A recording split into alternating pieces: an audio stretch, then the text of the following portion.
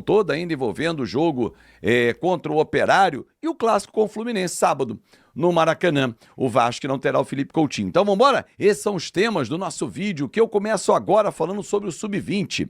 Venceu ontem o Santos, time que ocupa a 6ª posição do Campeonato Brasileiro. Tô até olhando aqui a tabela para não errar. Isso, 6ª posição do Campeonato Brasileiro. Em 11 rodadas, 5 vitórias, 3 empates e 3 derrotas. São 18 pontos conquistados e uma vitória bem significativa por ser fora de casa contra um adversário que normalmente apresenta muitas dificuldades. 2-1, gols do Léo Jacó e do GB. Aliás, gol do GB não, golaço do GB. Uma chapada tirando do goleiro no ângulo. Se você não viu, vale a pena procurar aqui para assistir. Mas o que chamou muito a atenção é que no segundo tempo, isso é inaceitável, ainda mais em clubes como Vasco e Santos. Pô, o Vasco abre as portas para os negros. O Santos tem o seu maior ídolo, o negro, Pelé.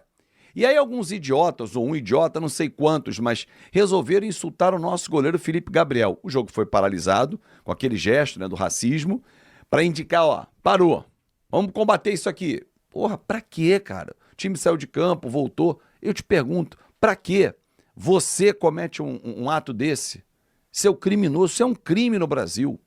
Se em outros países ainda isso não é tipificado como crime, aqui no Brasil é. Vou até ler o artigo aqui, eu separei o artigo que indica exatamente isso. O artigo 140, no parágrafo 3 do Código Penal Brasileiro. Ofensa à honra de uma pessoa especificamente utilizando elementos referentes à sua raça, cor, religião ou origem. A pena de reclusão é de 1 a 3 anos, além de multa. E se cometida em meio público, que foi o caso de ontem, a pena pode aumentar. Em 2023, por exemplo, o Supremo Tribunal Federal decidiu que a injúria racial também se tornou imprescritível. Assim como já é o racismo, ou seja, a vítima pode denunciar a qualquer tempo. Cara, inaceitável, lamentável, e estamos com você, Felipe, porque você é um baita goleiro, um atleta que merece ser respeitado, independentemente da cor. Ninguém pode sofrer nada. Jogo de futebol é para ser jogado e resolvido dentro de campo. Essa é a minha opinião. Bom, sábado tem clássico, né? Maracanã, 6h30 da noite. O Vasco tem uma sequência de jogos no Rio de Janeiro. Um tempo bom entre o jogo do Operário, que foi terça, para esse de sábado. Tempo até para o próprio Fernando Diniz pensar em quem vai substituir o Felipe Coutinho. Paier, se for para o jogo, é apenas no banco. Não acredito que ele entre como titular. Nuno pode fazer a função do Felipe Coutinho. Adson entrar de um lado, Rayando do outro. Pode ser, o Garrelli não conhece muito bem. Vamos ver. Ou até mesmo, que acho mais provável, colocar um jogador no meio-campo, e aí pode ser o Matheus Carvalho, adiantar o Tietê para a função do Coutinho, que foi o que ele fez ontem no jogo. Nuno na esquerda, Ryan na direita, né? Iniciando o jogo, ele circula o campo e tal. Pode ser. Vamos ver qual vai ser a opção do técnico Fernando Diniz para esse jogo sábado, que é difícil pra caramba, contra o Fluminense pelo Campeonato Brasileiro. Depois o Vasco tem o Melgar pela Sul-Americana, terça em São Januário, e no outro sábado recebe o Bragantino. E aí dá uma parada, tem data FIFA, jogos 5 de junho e 10, Equador, Guayaquil e Paraguai em São Paulo. E aí o Vasco joga 12 contra o São Paulo e para a disputa do Mundial de Clubes. Na próxima janela de data FIFA, vai ser um período bom para o Diniz, para ele conhecer melhor o elenco, né? Dar uma folga também para os caras e tal. E aí depois, naquele período mesmo de Mundial de Clubes, amigo, aí é para pegar firme, para voltar na ponta dos cascos. E se Deus quiser, estaremos bem no Campeonato Brasileiro, parte de cima da tabela, ali 7º, 8º, pelo menos, que é uma arrancada, uma corrida de recuperação, classificado já para as oitavas da Copa do Brasil e classificado para o playoff da Sul-Americana, que acontece depois do Mundial de Clubes. Então, tem que torcer para isso sim, para que o Vasco esteja sempre disputando as competições na parte alta. Não é para brigar para não cair, brigar para chegar numa Sul-Americana. Não. Chegou na Sul-Americana esse ano, é brigar para chegar na Libertadores ano que vem. Esse tem que ser o objetivo. Agora, para que esse objetivo seja alcançado, todos, sem exceção, têm a sua importância. Aquele jogador que apenas treina, aquele jogador e não vai pro jogo, aquele jogador que treina vai pro jogo e não entra, aquele jogador que treina vai pro jogo e entra sempre, aquele jogador que é titular. Todos são super importantes. Talvez, aos 25 anos de idade, o angolano Lloyd Augusto não entenda essa coletividade. A zoeira, a brincadeira, que eu achei que ele fosse trazer, a dancinha, uma brincadeira. Isso é legal, isso é do esporte, isso é agregador. Agora, fazer o que ele fez terça-feira não combina. Principalmente porque ele não tem estofo, não tem história, ele não tem aquilo para bancar. Acertou um chute na direção do gol e mãozinha. Pô, não foi pro Diniz, foi pra torcida. É uma explicação pior do que a outra. Uma é insubordinação e outra desrespeito ao torcedor. O Lédio Carmona, eu estava ouvindo os comentários dele com o Grafite, o Luiz Carlos Júnior depois no Troca de Passes. Ele usou uma expressão que para mim simboliza exatamente quem é o personagem Lloyd Augusto. Aspas para o Lédio. Ele está desconectado com a história do Vasco. Fechei aspas. Lédio, você foi brilhante, como sempre. Ele está totalmente desconectado e não sabe. Ele quer viver no mundo paralelo, o mundo Lloyd Augusto, em que só ele vive lá. E ele... Aquele balão lá. Pô, pelo amor de Deus. E se a gente for falar isso daqui que o Diogo Alecrim tá botando aqui, ó, cruzamento veio muito aberto. Piorou tomar um gol de cabeça de um cruzamento muito aberto. Aí você tira mais crédito do Léo Jardim ainda. Porque um cruzamento muito aberto, você tomar um gol de cabeça, você está muito mal posicionado. Então, por isso é que eu estou te falando. Se eu abrir a discussão, o pós-cabeceio, eu até abro a discussão, mas antes eu não concordo. Para mim, o Léo Jardim estava bem posicionado para a área de defesa e não saiu do gol. Não saiu do gol. Cara, eu vou falar um negócio para você. Bola, não é a primeira vez que isso acontece. Nós tomamos 3 gols do Melgar de bola aérea. 3 gols do Melgar de bola aérea. 3. E a gente só critica o Piton lá de esquerda da defesa. Só que eu paro para analisar a reação de todos os jogadores que ali estão. Eu falo assim, pô, deixa eu ver a reação do João Vitor nessa bola. Aí eu olho, João Vitor. A bola passou muito longe. Aí eu olho, pô, deixa eu ver a reação aqui do Luiz Gustavo. O Luiz Gustavo chega no atacante do Operário, encosta o corpo nele assim. Deixa eu ver o Piton. O Piton correndo para trás, né? Para tentar cabecear, tirando ela para trás assim. Deixa eu ver o Léo Jardim. Desde o início da jogada, o Léo Jardim está pisando na linha da área. Todas as vezes, isso aí é beabá do futebol. Quem fez base sabe muito bem disso.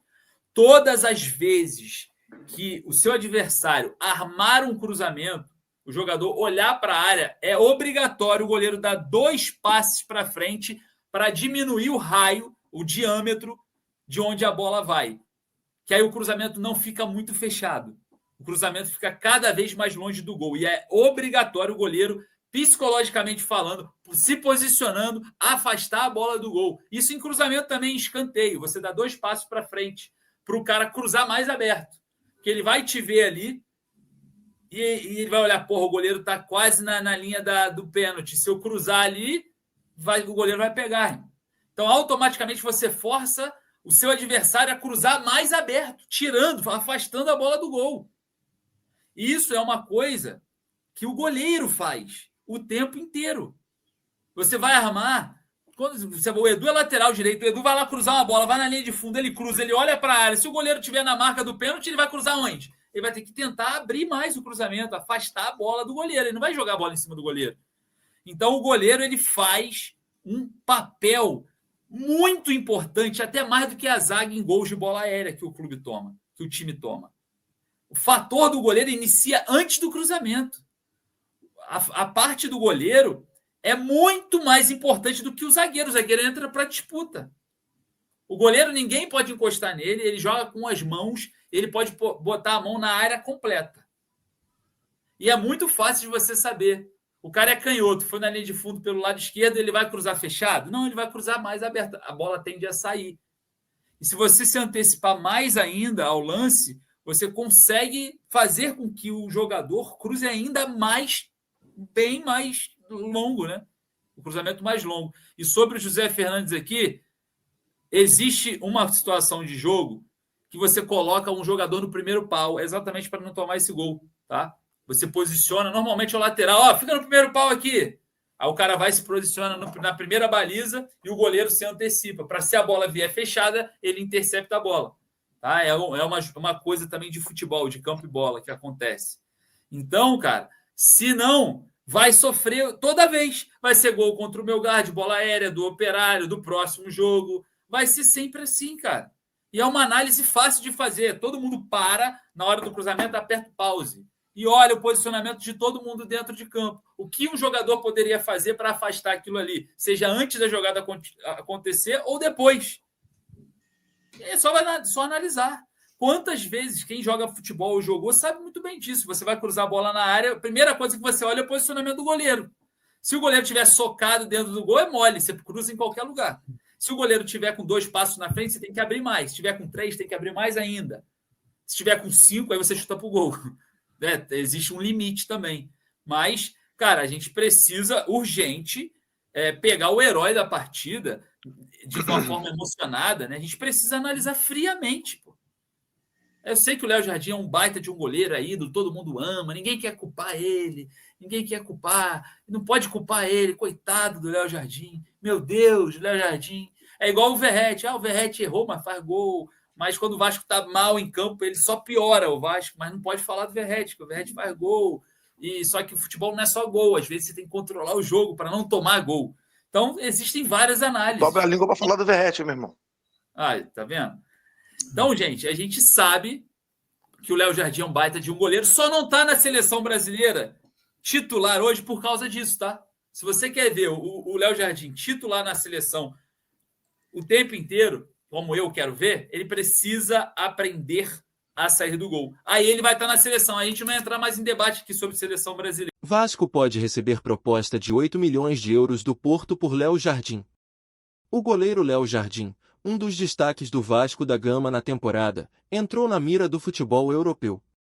De acordo com fontes próximas à negociação, o FC Porto, de Portugal, estaria preparando uma proposta de 8 milhões de euros, cerca de 46 milhões de reais, para contratar o arqueiro cruzmaltino.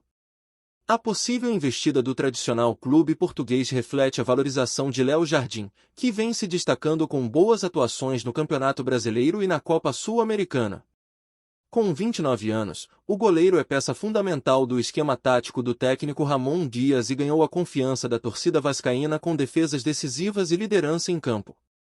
A diretoria do Vasco ainda não se pronunciou oficialmente sobre o interesse, mas vê com bons olhos uma eventual negociação, principalmente pelo momento financeiro do clube. A oferta de 8 milhões de euros seria considerada atrativa, e o valor poderia ser reinvestido em reforços e na estruturação do elenco. Por outro lado, internamente a preocupação com a reposição imediata da posição, já que Léo Jardim é titular absoluto e referência dentro do elenco. A decisão final dependerá das tratativas com o Porto e das garantias que o Vasco conseguir para substituir o goleiro à altura. Caso o negócio se concretize, essa seria a primeira passagem de Léo Jardim pelo futebol português. Ele já atuou na Europa pelo Lille, da França, antes de retornar ao Brasil. As próximas semanas devem ser decisivas para o futuro do camisa 1 vascaíno. Enquanto isso, o torcedor aguarda com expectativa os desdobramentos da possível negociação.